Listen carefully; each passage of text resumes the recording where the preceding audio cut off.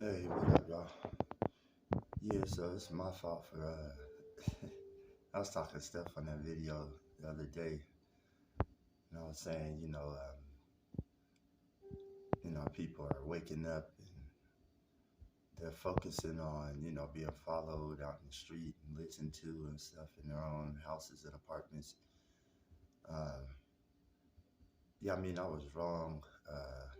We obviously need people um, doing the field work, doing the footwork, and staying on top of these fucking, whatever you want to call them, bots, zombies, staying on top of them because, you know, if not, then they think that they're,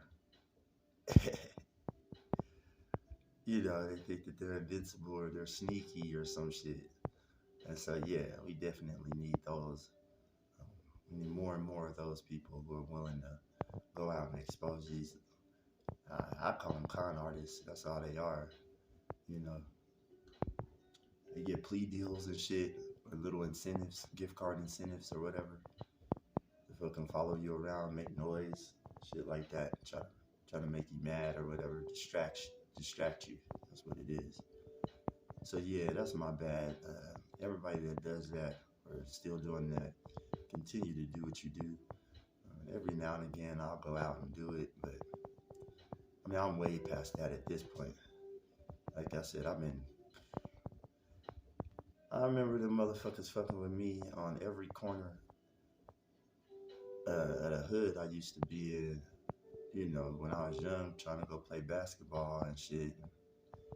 Every now and again, one to walk up, you got that work, man, you got that work. Well, what the fuck are you talking about? 9 years old. And got a little bit older, and I would say, okay, this motherfucker is trying to sell me drugs. I'm thinking this is a drug dealer or drug addict or whatever. And having a lot of my family on that shit, that the crack and all that shit. I used to resent them motherfuckers, cuss them out, get the fuck away from me and all that shit. I don't do that shit and all that. But now that I'm about to be 33, about 20 days, well, 15 days, um, I mean, I started to notice this about 5 years ago, 4 years ago. That, yeah, it's a whole gang, it's a group. Uh, yeah, they're in a gang. And yeah, it's not about keeping the peace. It's about making me into the enemy and shit. And that's how they so-called keep the peace. So for everybody that, I guess if you took that wrong or whatever, or if you go back and listen to that, um, I didn't mean that in a disrespectful way. I was just trying to say, that's some level one shit. When you can identify them, that's actually good. But that's still low on the level. You gotta identify all the games that they play. They play with the banks.